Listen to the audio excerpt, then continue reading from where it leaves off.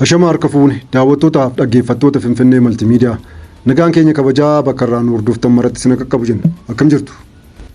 Inistituutiin qo'annoo imaammata Itoophiyaa heera mootummaa federaalawaa dimokiraatawaa Itoophiyaa keessa keeyyota fooyya'uu qaban qorannoo adeemsiseen adda baafadheera jechuun isaa ni yaadatama.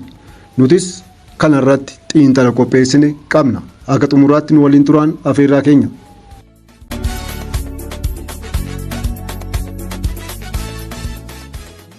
Maqaa heera fooyyessuun biyya gara diigumsaatti. Dhiyoo kana dhaabbanni qo'annoo imaammata Itoophiyaa heera mootummaa federaalawaa dimokiraatawaa Itoophiyaa keessaa keeyyattoota fooyya'uu qaban qorannoo adeemsiseen adda baafadheera jedhee ibsee ture.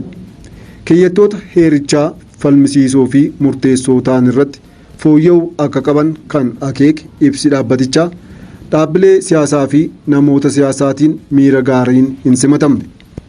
Maqaa fooyya'insa heera mootummaatiin bu'uurri sirna federaalizimii sabdaneessaa fi biyyattiin gara diigamuutti deemaa jirti jechuun kan qeeqanis hedduudha.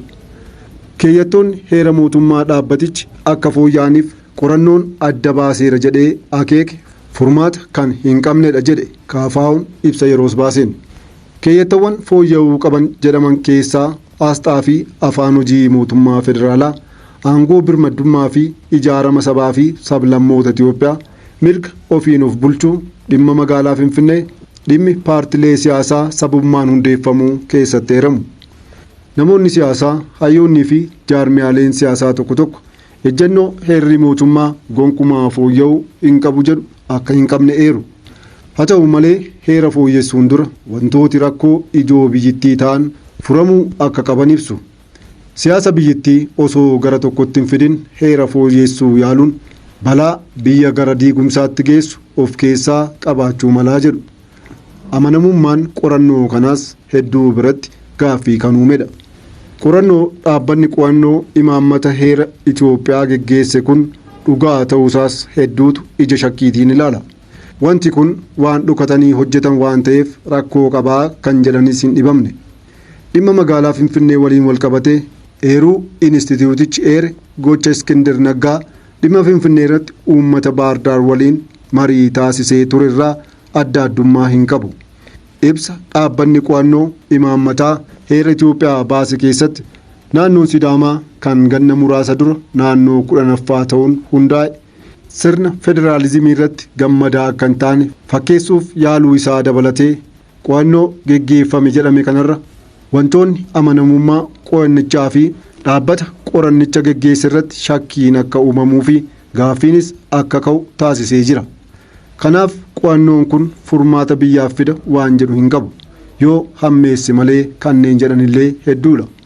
Dhaabbanni qo'annoo imaammata heera Itoophiyaa Profeesar Bayyanaa Phexrosiitiin hoogganamu heera mootummaa federaalawaa dimokiraatawaa Itoophiyaa keessaa keeyyattoota fooyya'uu qaban jedhee qo'annoos geggeessuu ifoomse kun fedhiif olaantummaan gartuu yookaan saba tokkoo kan irratti calaqqise ta'uun illee ni himama. Heerri mootummaa amma jiru hirrina mataasaa qaba. Kanaaf guutummaatti yookaan keeyyattooti tokko tokko haqamuu qabu jechuufis ta'e akkasumas fooyya'uu qabu jechuuf tartiiba isaa hordofee deemuu qaba. Akka dhaabbatichi labsiidhaan godhe kanatti heerris hin ijaaramu, heerris hin jijjiiramu. Kanarraa ka'uudhaanis akkaatumti qo'annichi itti hojjetameyyuu dabaa waan ta'eef kanarraas waan faayidaa qabutu dhufa jedhanii akka hin eegnes kan dubbatan jiru.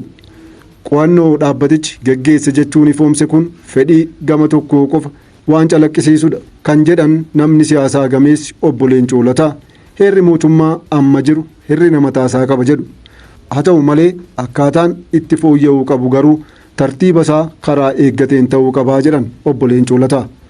Adeemsa isaa eegee heerri kun fooyya'aa deema malee akkasumatti murni tokko gadi ba'ee qoradheen jedhee wanti labsu kun dimokiraasii waan sodaataniifidha kanneen jedhanillee hin dhibamne.